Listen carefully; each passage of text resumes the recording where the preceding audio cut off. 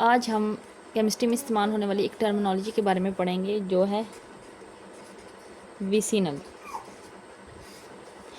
अब विसिनल का जो वर्ड का मीनिंग है, इसका मतलब है एडजेसेंट या फिर नेबरहुड।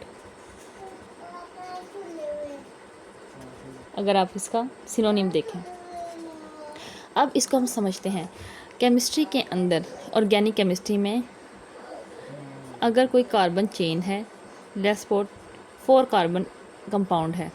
अब 4 कार्बन कंपाउंड है तो जाहिर सी बात है वो कोई ब्यूटाइल ग्रुप होगा।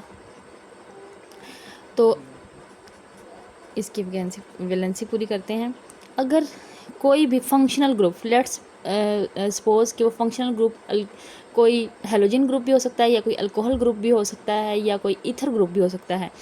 वो ग्रुप, दो ग्रुप साथ साथ वाली एडजेसेंट कार्बन एटम पर अटैच हों।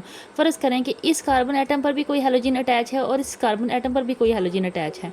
अब यहाँ पे जो मैंने फंक्शनल ग्रुप लिया है वो हेलोजन ली है, एक्स रिप्रेजेंट करता है हेलोजन को। और क्योंकि ये हेलोजन के 2 ग्रुप्स हैं और दोनों साथ साथ वाली कार्बन पर अटैच हैं, जिन कार्बन एटम पर ये अटैच हैं, ये नहीं कि एक इस कार्बन एटम पर अटैच और एक इस पर, तो दरमियान में तो एक कार्बन एटम का गैप आ जाता।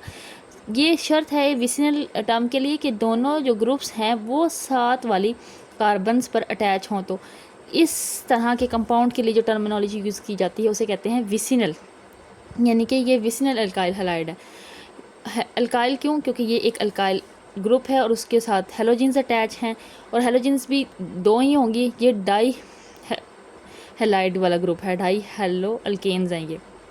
क्यों डाई क्यों है? क्यों यहाँ पे 2 हेलोजेंस के एटम्स हैं, और 2 क्यों हैं? 2 होने ज़रूरी हैं क्योंकि एक तरह के ही ग्रुप होने चाहिए, सेम ग्रुप होने चाहिए जो कि साथ साथ वाली कार्बन एटम्स पे अटैच हों।